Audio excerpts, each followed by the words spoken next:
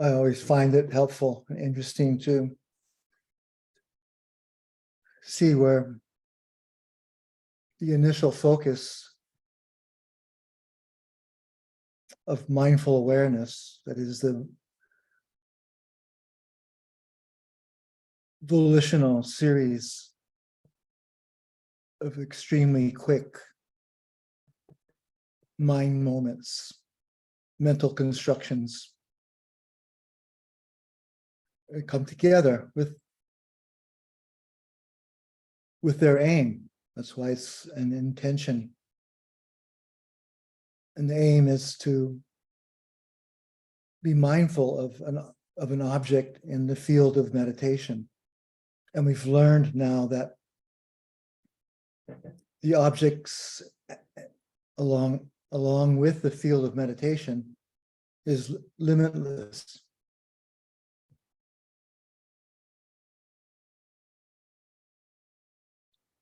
So whatever we see in the field of color and form,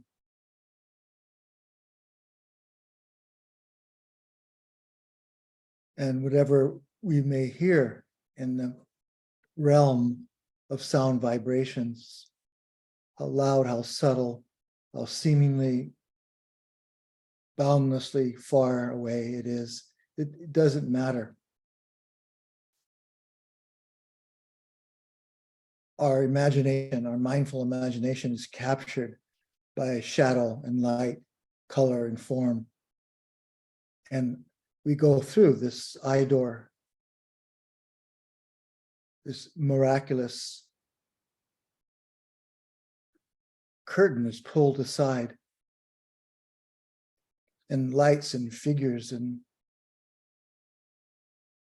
visual dancing colorful formations play out, as do vibrations, which themselves seem like they're turning into form, into figurines, or all that sound does when we are just paying attention to sound vibration, not getting lost in where the sound's coming from, what it is, or how it's being made.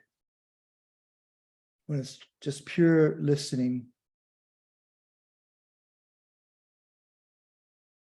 and the sound vibration touching the inner sensitivity of hearing, then other worlds are created. These worlds of sound and light and scent, fragrance, and the castles being built in the heavens are just watching other worlds, loka, take form because of sound, of light, of color and vibrations, and fragrances.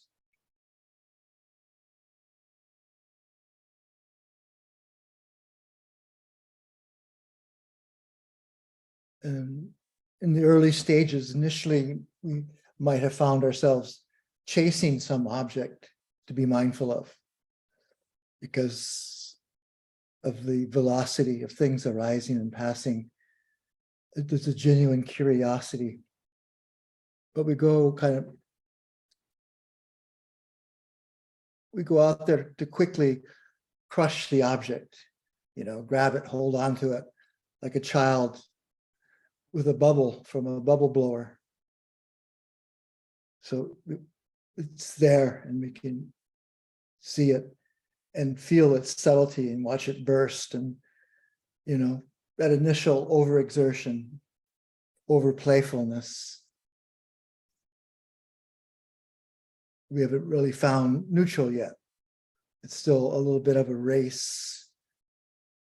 And also to avoid, hide, evade, run away. If the elemental formations are unpleasant and are building you know, instead of castles of light and energy, invitation, more foreboding, like awakening from a dream that was in swamps or dark places, difficult realms. And eventually we just let go. And maybe because of our love of the Brahma Viharas and their success in our system of establishing themselves, we begin to trust and see that they know what they're doing, and they know each other. Metta knows Karuna, and both of those know Mudita. And those three also recognize Upekkha. And then they do whatever they do so incredulously together. They open up the other worlds we don't normally see because we're so easily distracted or involved in the world of our creation, the day-to-day world, the things that we've done are not yet done, or need to do, or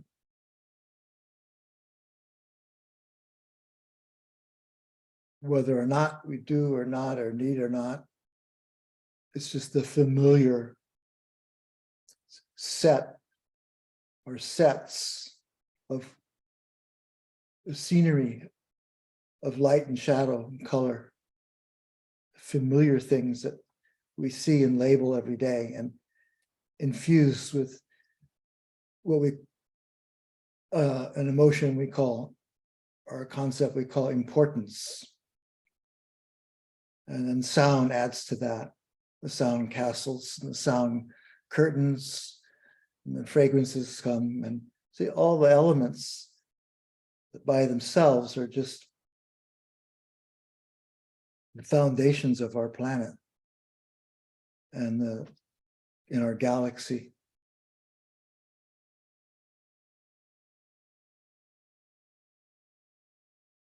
And we see that those themselves are shaky, ephemeral, not quite sure,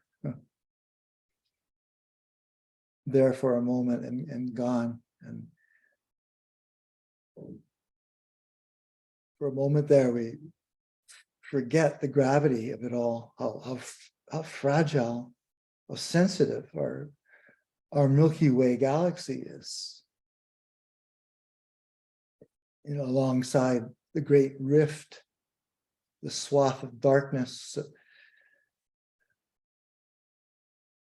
the gas that hides the light of the stars that are being formed in that dark rift. And that can be destabilizing. It is, because it is destabilizing. And another message from Milky Way that, yeah, we too are as fragile as you and your earth and your elemental nature. So walk or stand or sit until you're a complete stranger to yourself. The same instruction in the walking meditation from the elder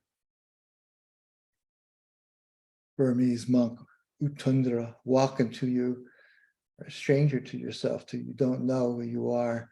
And then it's just the elements communicating with each other. The earth element of textures and dimension, softness,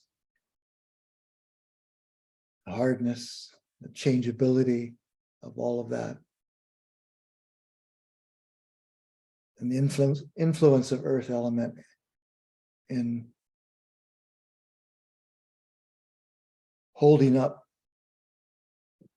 the other elements so that the water doesn't evaporate and the air doesn't dissipate. the gravity of poverty, the earth element, is a critical, important part, as we notice when we just pay attention to our own bodies, whose elements may expand and increase in intensity and transparency in our aging years. And the elements are showing their own vulnerability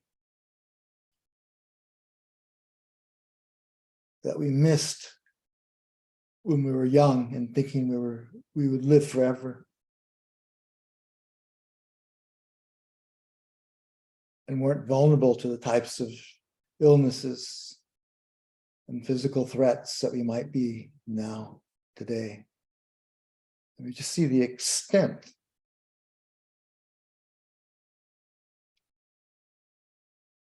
of this subtle, transparent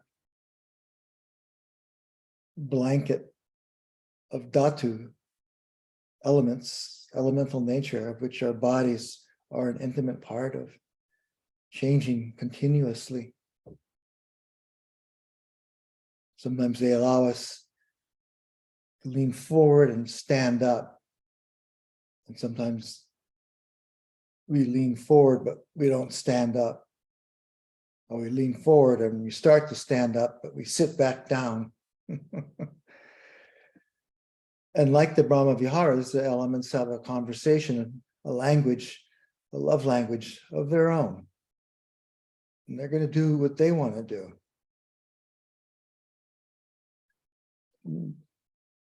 Just as the Brahma Vihara, and because the Brahma Viharas have a lot of wisdom and their own intelligence,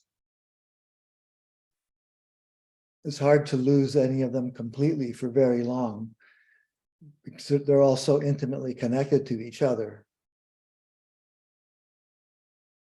Like these four objects of any size, shape, color, form, any way you want to make them, that have this connecting cord that's unbreakable.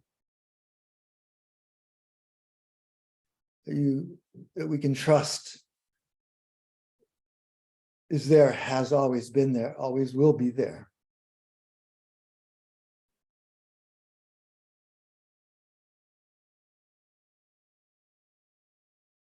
The strength that makes the Brahma Viharas, and especially the Upekkha,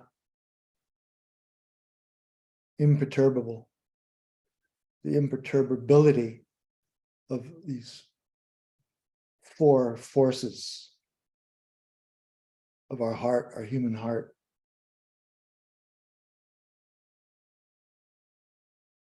The great strength and boundlessness, limitless, why they're called the measureless ones. There's no extent, there's no place where they end or begin. So we have them there, always right there. In the deepest places we're exploring with mindfulness. Just look a little to the left or above, and just what we need. That sensitive, sweet strength of caring, compassion. Even though some things seem difficult beyond imagination, seems to all make sense when caring, in the caring part of compassion, the service, the helping, the dana, the truth of the Dhamma, in that aspect of boundless caring.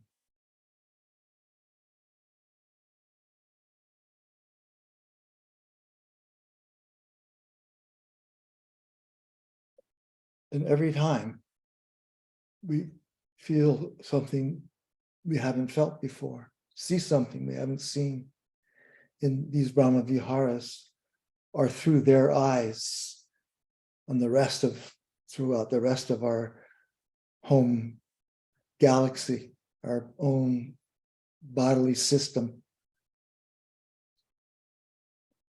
The swath of brightness that runs through us, and the swath of opaqueness or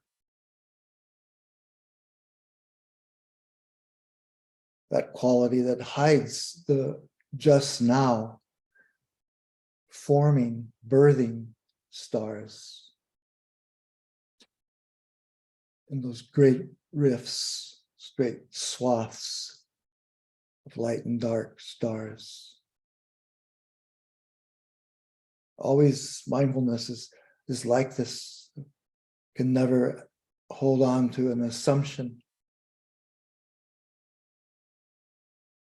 a view, an opinion. Mindfulness doesn't know on that level or care on that level.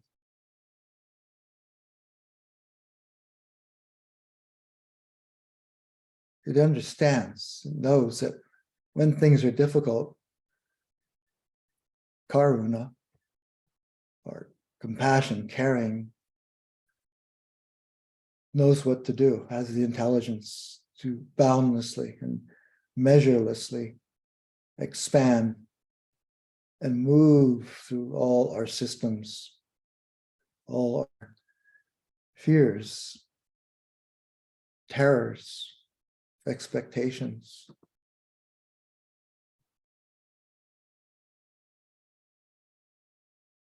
We just let these wondrous worlds play out.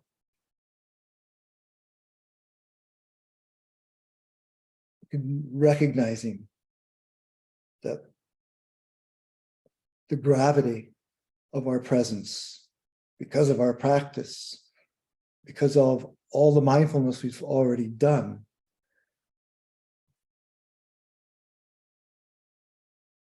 with the changing bodily natures,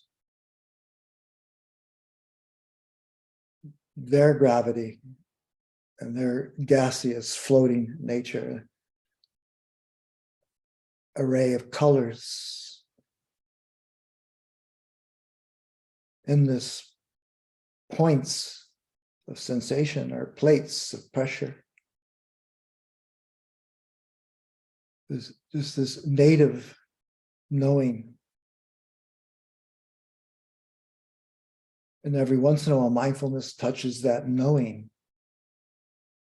that native, indigenous being, restful knowing.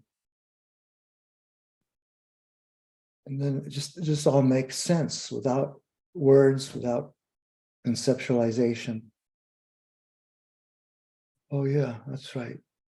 This too is home. This too is Milky Way. This too is the dark rift.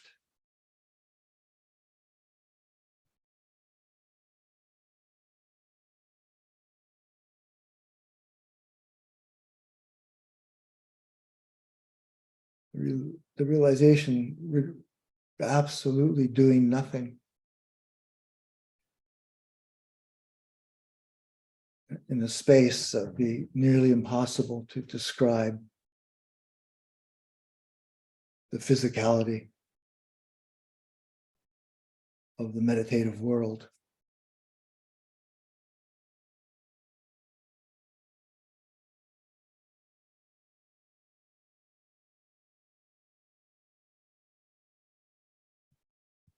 And the wondrousness of the formations, how the bloom of a fragrance, of a sound, vibration,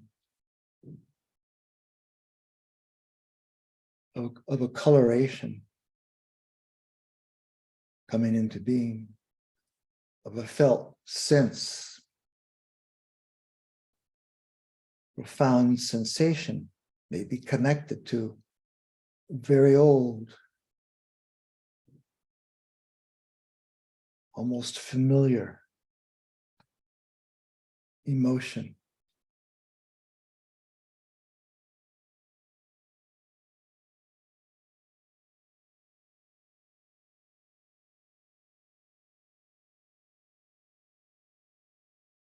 It's moving through all these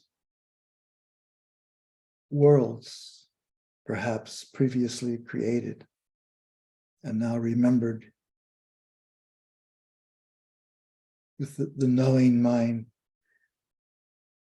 being at the center, being the strength.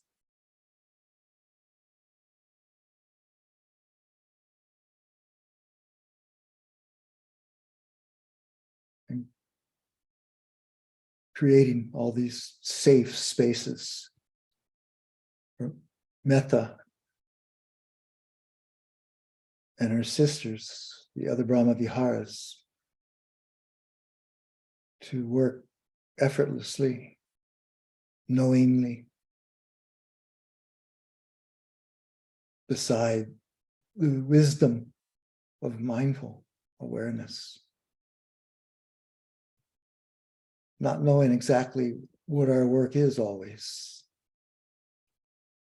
and thereby always feeling the inspiration to let go, expectation, wanting.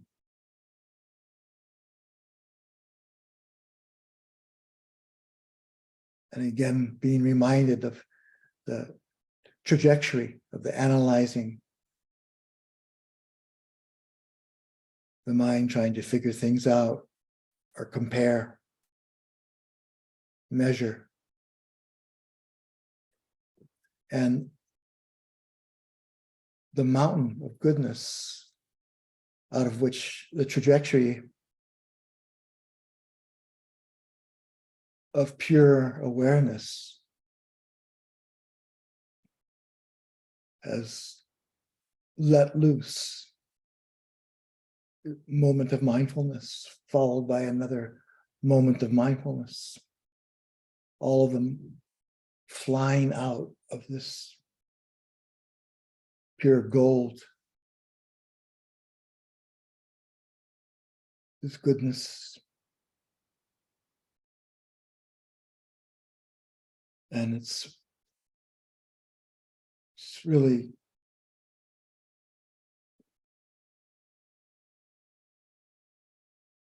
it's like all the blessings that we chant about in the Mangala Sutta coming together as this one dearest blessing of knowing the truth, of the truth being revealed before our very senses, having learned how to completely release, let go, and rest within the magic, the miracle of seeing and hearing, touching.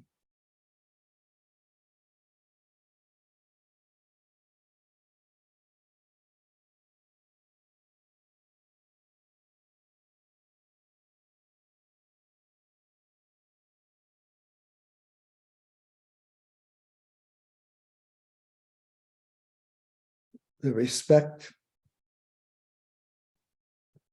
that we have every once in a while when we realize what we're doing, the respect for our practice, our efforts to practice, to respect the insights, many of which changed our lives.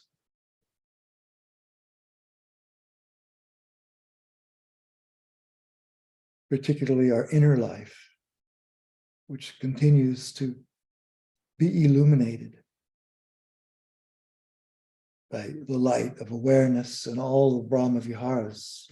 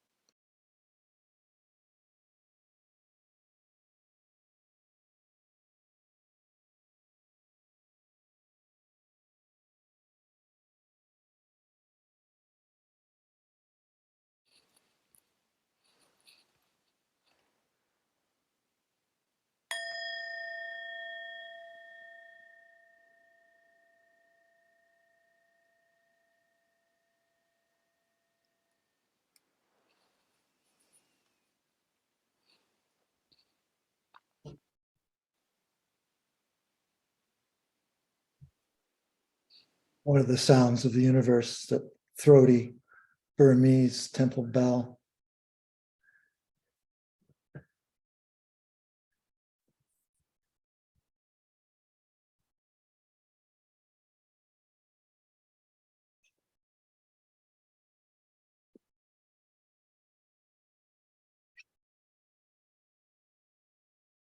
What's happening in Yogi Land?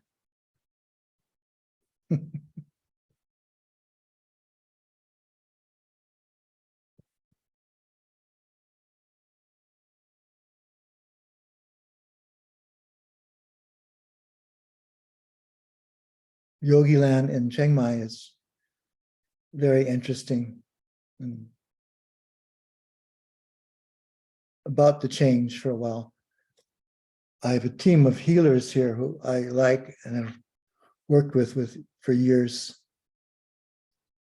And so depending on what it's like outside, I walk, I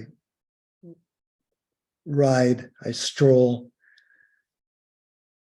to acupuncture, Pilates, Tai Chi,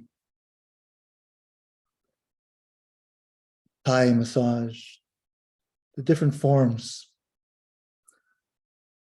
This is one of those times of year that is not so great to be outside because of the slash and burn culture and the actions they perform just before another planting season, which is to burn the remaining last season's growth, which is basically dead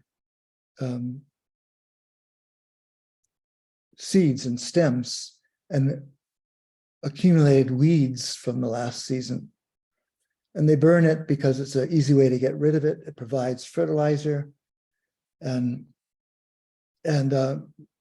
because of ignorance, they don't understand that it's not as helping as much as other farming techniques help, and it's causing a lot of harm. There's pretty accurate measuring devices, and we have apps on our phones that shows, that it's moderate and okay for healthy people, that it's might be a little iffy for unhealthy or sensitive people, or that it is unhealthy, or and there's colorations with all this too. There's green, there's yellow, there's orange, and now I'm talking about moving from orange to red to intense purple, where it says, stay indoors, don't go out. And many of the schools close because of this fine particulate matter, the PM 2.5. We don't see it, we don't taste it, we don't smell it. We do see, smell, taste all the other forms of the smoke out there, but that's not the dangerous elements. The dangerous elements that go immediately into the blood and oxygen, brain and system. We do nothing, we just take a breath. And so to sustain my life up here, I have air purifiers. And when I do have to go out, I mask up. I have a bag of rainbow masks. So I go out, sometimes multicolored at the same time, or, pick a color if it's not so bad outside, and try to make the best of it until it feels like, I can tell from my upper respiratory, it's about enough. So I'm about to go to the West Coast near Burma for the sea air and for the sea. And I swim quite a long time in the morning and afternoon in this area with great effect. It has as much effect as the other healing modalities that I do. And so it's just interesting, to being mindful, both in the daily formal practice of sitting or walking, but also then of what I'm doing. Like before I travel, I go into a little bit of panic. If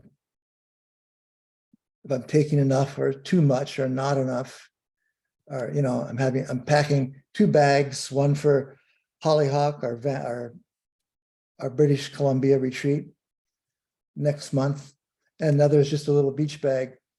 And that's been my life for decades. But now I seem to get a little unsettled in the prep, and start having to make more lists than I remember having to take before, to write down. I have everything, for meditation and for talks and this and that. And then there's a surprise, all the blooms I see out here in my screen. That's so settling, so chilling of the nervous system. And I just remember, everything's okay. And I do trust in Brahma Vihara intelligence and Dhamma intelligence. They know where to go. I don't need to know where to go or what to put in the bag or take out of the bag. They know all that stuff. I just need to go through the formations. And then, I have a little bag to take tomorrow, and I leave the bigger one for next week. Just make sure I have those extra warm socks for Vancouver and Cortez Island. And prepare to buy a new pair of Uggs. I haven't had a new pair in a few years. They really keep your feet warm. Well, that's been my world. What is your world like? Your yogi land world? What's going on? Is it colorful? Is it gray? Black and white, psychedelic? Catalina, do you have something to report to us?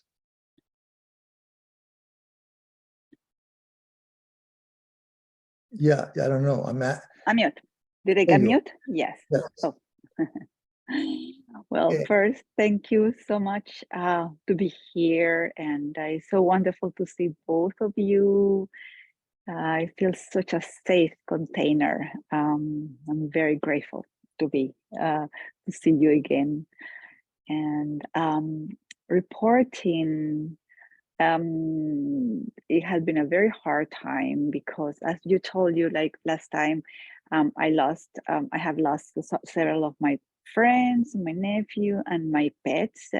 This year, I lost my cat on last March, my dog on December, and now last week I lost my other cat. So it's like it has been one after the other, and the last decision was so extremely hard because it's the act of taking life. The other ones who are very clear, they have to go, but this one is like old, and she was bleeding, and but at the same time she was purring and she was eating. So it's like, when is the time? When is why do I have to take the decision of taking life? It was very painful. So finally we put her to sleep on Thursday, and after that it became very clear that was the time, that the compassion was exactly for her to sleep, instead of seeing her like she went blind right now. And it was really sad. So in a way, I have been drinking the calyx of pain, of being a witness of old age, the effects of being old, the effects of being sick, and the end of life. So it has been really extreme experience, like Yes. one. And now I have just one cat after having like 4 animals. I have only one. And even he's right here sleeping next to me, right Mhm. there. But is seeing him is kind of like a reminder of the emptiness of the other 3 animals that I lost this year. And so yeah, and I know that this is what the Buddha, and this is what these teachings are about, being able to let go and to understand and to accept that this is life. But at the same time, living that is really very, very tough. So I don't know any words about this. Thank you. Your words are beautiful. And you're teaching us how to learn from your animal friends. They're showing you the way. They know, and there's no certainty about anything. So there's a pattern there, so maybe it's 3 steps forward, 2 steps back, 2 steps forward, 1 step back. They wait for that day when they know this is the day. Something like that, I'm guessing, that's similar to us. I would imagine we reach a point where whatever wisdom we have left, we know that our functions are failing. We know that our system is,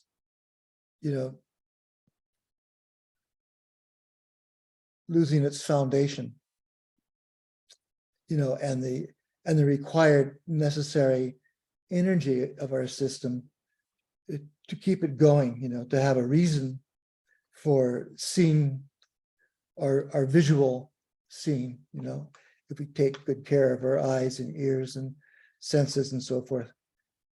They're fading, and how's the life quality there? And they pick up a bit and then they're fading a little bit more. Well, how's the life quality there? So we ask ourselves these questions because it's life that teaches us. If it's not the animals that we keep around us or our friends that are around us and maybe ailing in one way or another, then we have to rely on our own inner understanding, our own death consciousness and rebirth consciousness. They're acting up at this time, at a certain time, as we age more intensely and purposefully. And maybe at times some of us anticipate dropping the body and wondering what might be next, or having no idea what might be next. Still, we live every day the way we're training ourselves to be every day: aware, mindful, careful, heedful, caring, appreciative.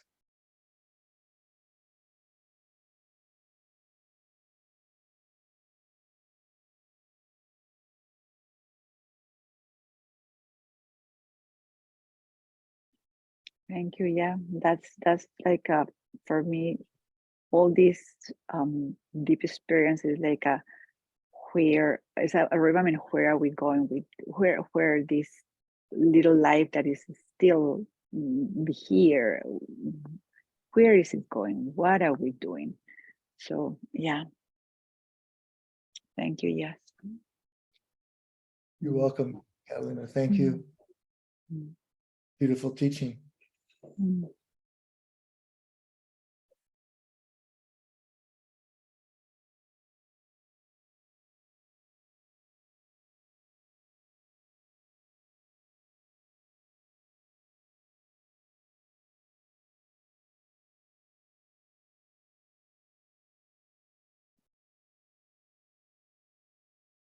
Anywhere else anyone has been in the Milky Way galaxy? The bright swath of the Great Rift?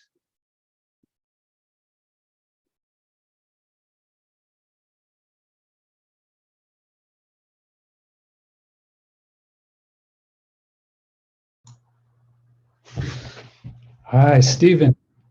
Oh, Thank you man. for the talk, and wonderful to sit together with the Sangha.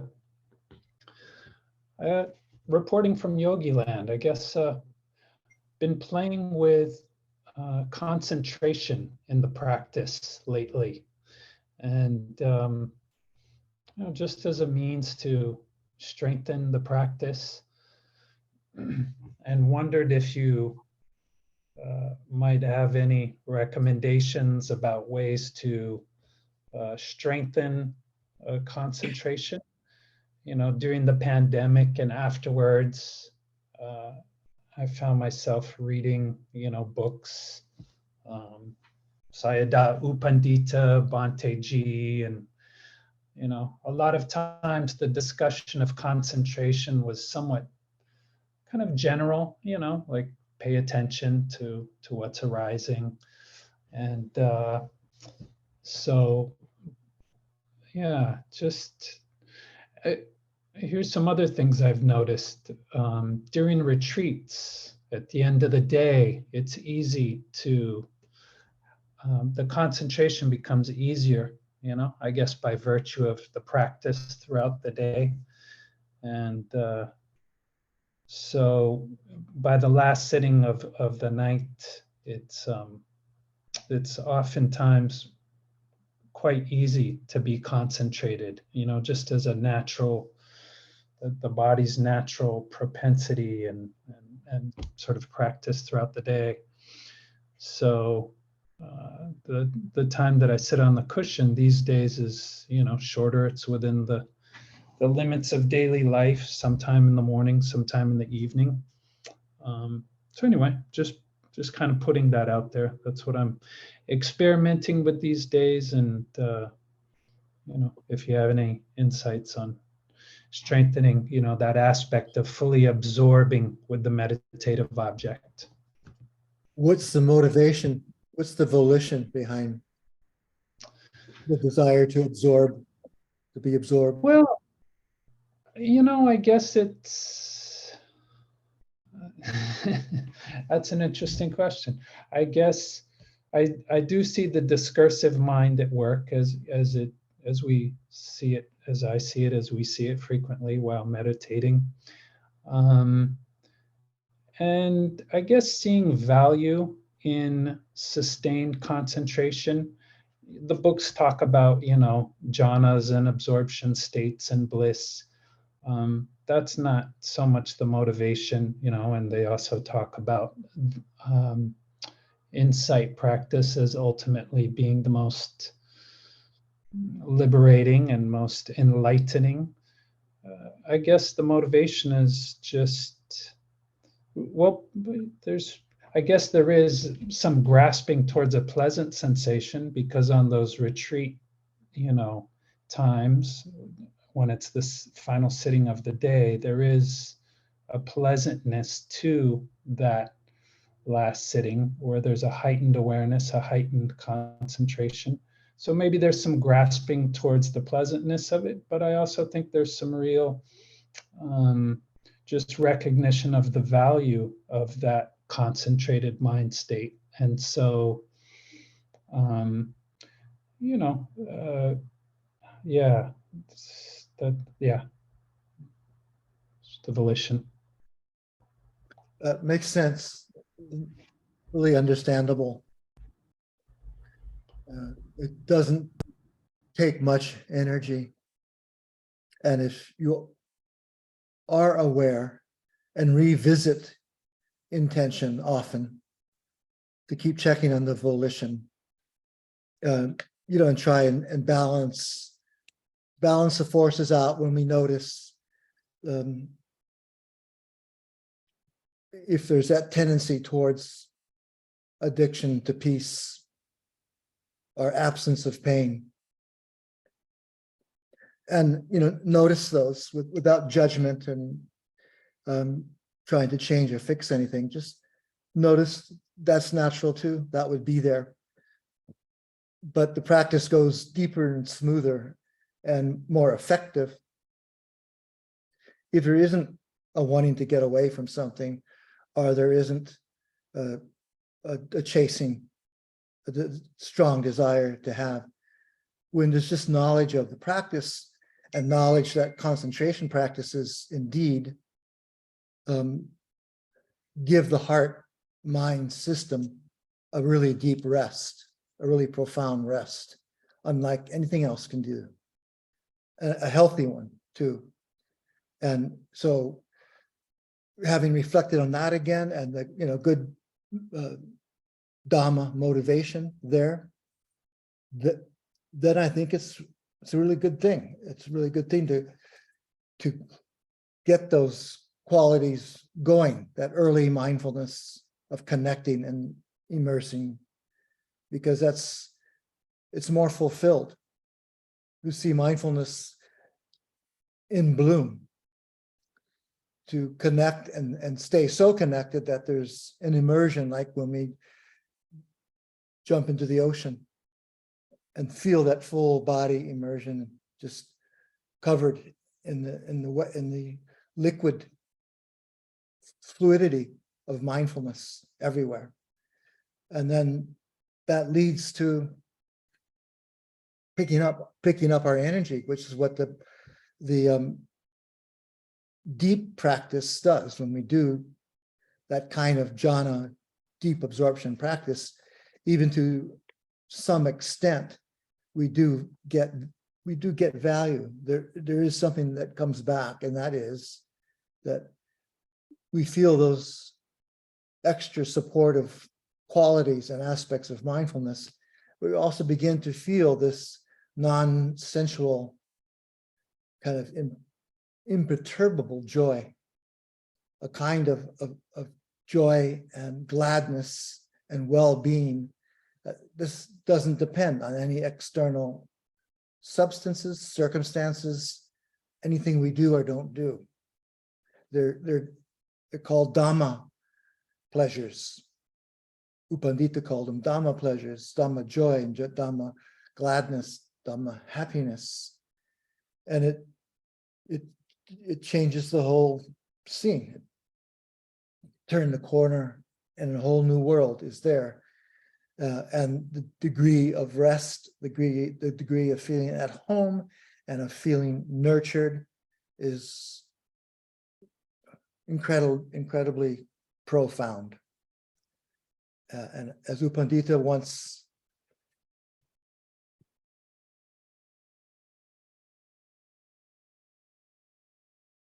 pronounced, he said, when you do this practice, you feel like you're feeding from the nectar of the goddesses. And I said, yes. And I was afraid I might get lectured for chasing pleasure, but given what we were just talking about for the last 10 minutes, I wasn't. I was looking for genuine rest and nurture and just energy to keep going. And so likewise, the joy and appreciation recedes and contentment comes forward. Also a Dhamma joy, a Dhamma pleasure, independent of any sense door pleasure, independent of anything. That's why they're called Dhamma pleasures. So it's a kind of contentment that one feels, not from getting something done or getting rid of something we didn't want, are getting something that we want. It's one of the gifts of the Dhamma. We do our practice, we sit up or lean back or open our eyes, and suddenly we take the deepest breath we've ever felt we've taken before. And it feels like home. I've come home. This feels right. This feels good. And yes, it is like a nectar, nutriment from the devas, the Brahmas, and that's in brief and intentionally kind of broken up so you all don't go and try it without good instructions. That's what happens, and it's real, it's true. It's really a good thing. And it says a lot for setting your intention and coming to a longer practice, when we can get them going again. Even the 3-week ones over the hill here in Burma.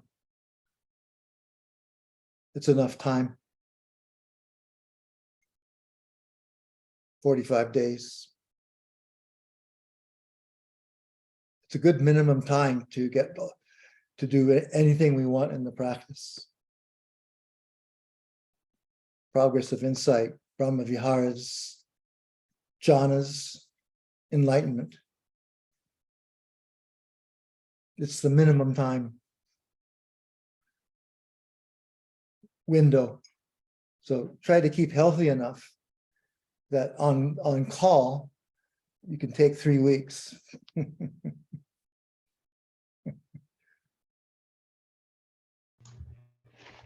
Still practicing. Thank you. Yeah, still practicing after all these days and decades. But that's a good report from Yogi Land. Anything to add, Darine?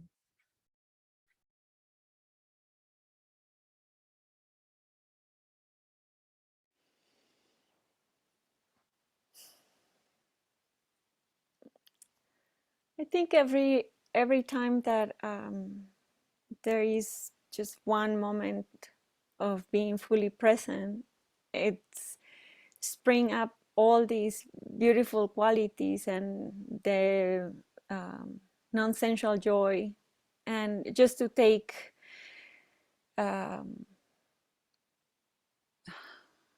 just to value these moments of being here are wonderful. And that's all I want to say. And we've been sitting with our sangha Monday through Thursday. Here comes the commercial, and it's been really wonderful, really wonderful, just to feel the support of the sangha and to keep showing up. Like Michelle says, sometimes on retreat, check in, check out, and we are good. So that's my yogi report. And we're following your advice.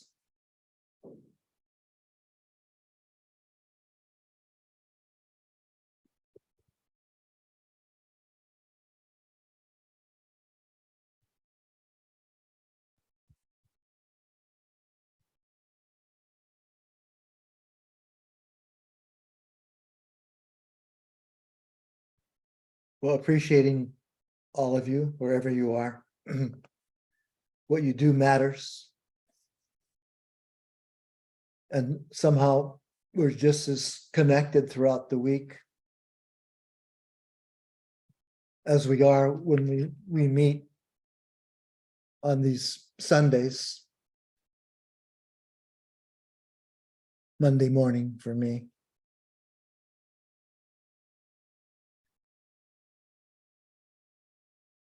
It's just one of those Dhamma magical moments. And then when we do meet at the time, there's this instant aliveness, recognition, appreciation,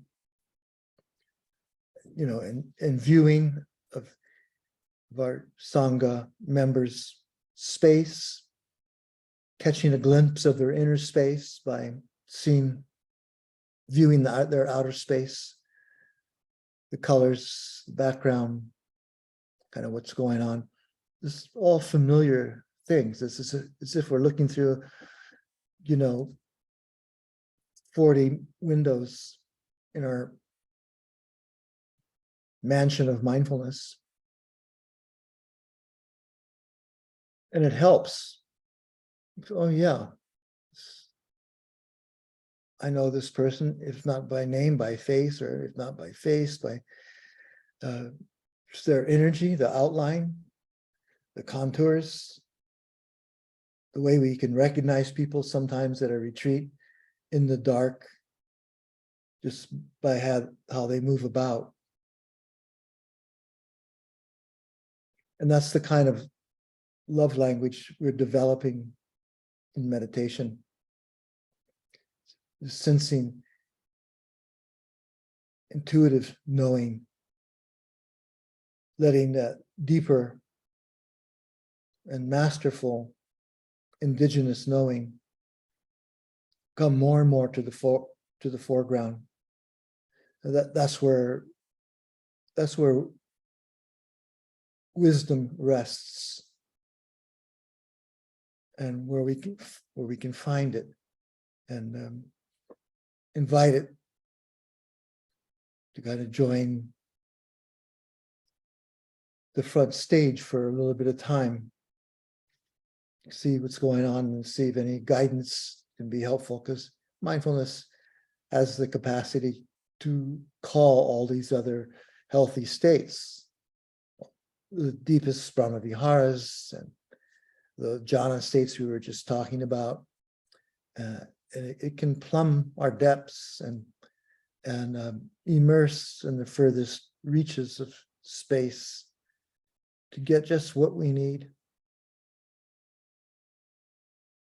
To take the next step, or to lean a little further back into relaxation, or to decide to change primary postures totally for a while. Like standing. One of you practicing now starts with like 15, 20 minutes of standing.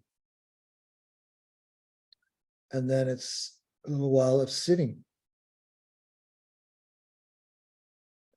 And then it's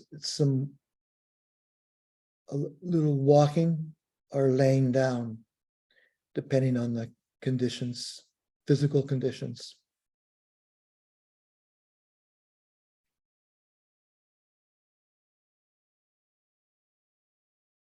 And this is why we have conversations more frequently than in earlier years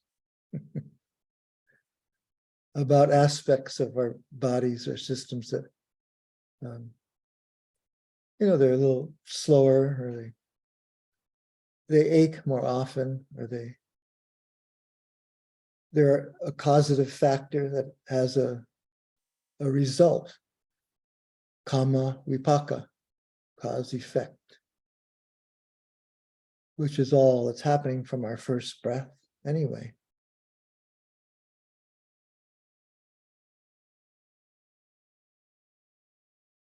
Anytime we get born and take a breath, well, that's it. We've set the stage for another lifetime of whatever we have to go through.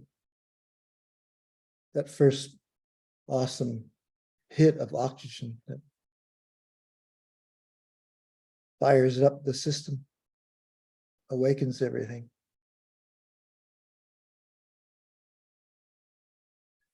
So we start finding that sometimes that feels like it's every day. We've been doing a self-retreat, and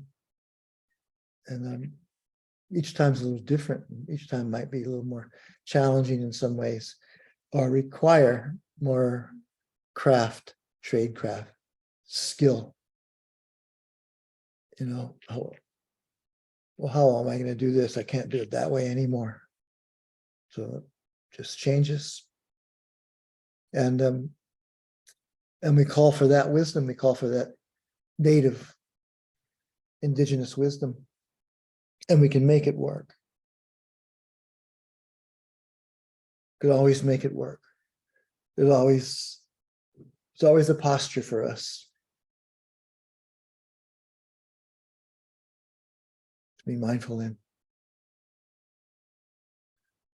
So see if that isn't true for you in this coming week. Which waves do you catch? Which waves do you let go?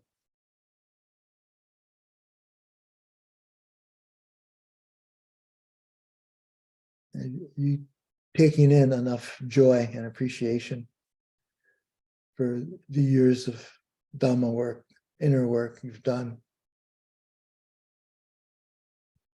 It's a critical practice to appreciate our own goodness, our own labors, our own Dhamma labors. And it helps all of us. You start to see more how we are like, you know, the way the mushrooms grow underground, so connected and interconnected. We're sending out these electric pulses, you know, all during the week, and keeping each other alive in that most significant way, aware, which means aware of the preciousness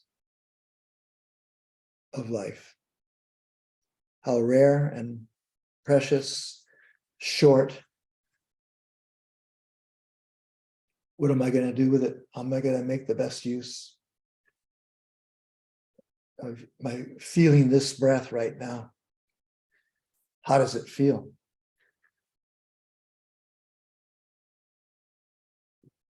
Do I feel it like a Dhamma breath? That breath that every once in a while,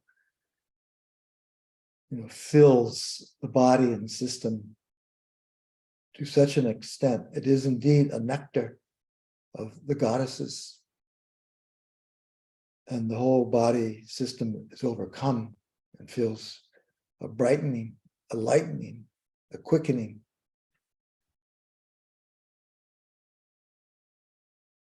And we appreciate a little more the numerous aspects of that metaphor. The breath, the oxygen that when we feel is released, its effect on the body it's a momentous experience